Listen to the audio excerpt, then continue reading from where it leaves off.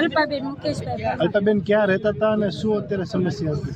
અલ્પાબેન અમે રહેતા હતા, વચ્ચે રહેતા હતા ને અમારી જગ્યામાં 18 મીટરનો રોડ નીકળતો હતો, તો તેથી અમને એમ કીધું કે ખાલી 18 મીટરના રોડ પૂરતી તે જગ્યા લેવાની છે, બીજું કાંઈ વસ્તુ લેવાની નથી। પણ અમે રોડની જગ્યા એ લોકોને રાજી ખુશીથી કાઢી દીધી, તો વસલેવાળાનો પટ્ટો હું લેવા દબાણ કરીને હટાવ્યો। તો અમારી માંગણી એવી છે સરકાર આગળ કે જો ભાજપના કાર્યક્રમ કોઈ માર્કેટ હેડથી નાનકોર વટશે તો એને પથ્થરમારો થશે અને અમારે સરકારની હારે લડવાની તે વડશે। બસ અમારી બીજી કાંઈ માંગણી નથી। અને અમારી આ જગ્યા પાડી છે એ આના જગ્યામાં મકાન જેવા પાડ્યા છે એ અમને ઊભા કરી દે। અને અમે વિધવા બૈરા છે, મારી વહુને દિલવરી આવે એમ છે, મકાન ભાડે મળતું નથી। અત્યારે મકાન મળ્યું છે, મારા સાસુનું મળ્યું છે ને મારી વહુ ને મારો દીકરો રહેશે, તો અત્યારે અમે રોડ ઉપર રાંધી ખાવી છે, તો અત્યારે અમારે ક્યાં જવું? રાજકારણીયા કોઈ અમારી હમું જોતા નથી અને ભાડું તો અમે ભરી શકતા નથી।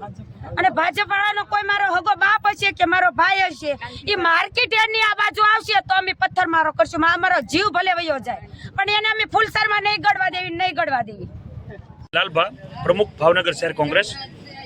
ખાસ કરીને આ ફૂલસર વિસ્તારની અંદર જે ડિમોલેશન દગો કરીને જે ડિમોલેશન કરવામાં આવ્યું છે કે અહીંયા લોકોની હાલત જોવો, કોઈના ઘરે દીકરીના લગ્ન હતા, દીકરીનો કરિયાવર આવેલો હતો, એ કરિયાવર પણ લેવા નથી દીધો, એટલી બેરહેમીથી ડિમોલેશન કર્યું છે।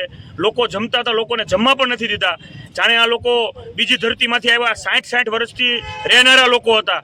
જો તમારે પાડવું જોત તો એને વ્યવસ્થિત રીતે કઈને કહેવું હોત, અને એ લોકોની ડિમાન્ડ એ હતી કે તમારે રોડ પૂરતું લેવું હોત તો બીજી જગ્યા તો ન પાડવી હોત, પણ તમારે માત્ર ને માત્ર પોતાના ભારતીય જનતા પાર્ટીના નેતાઓના ખીચા ભરાય એવા જ કામો કરવા છે।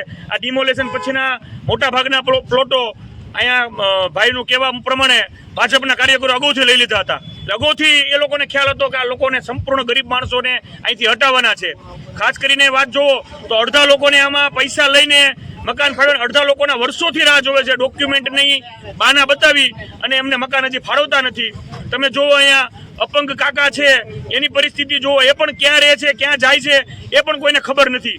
અને જો ભારતીય જનતા પાર્ટીના શાસકોમાં એટલો જ દમ હોય તો આ બોરતળાવ ફરતું બિલ્ડરોનું, કોર્પોરેટ મોટા આગેવાનોનું જે ભૂમાફિયાઓનું દબાણ છે એ દબાણ હટાવીને બતાવે।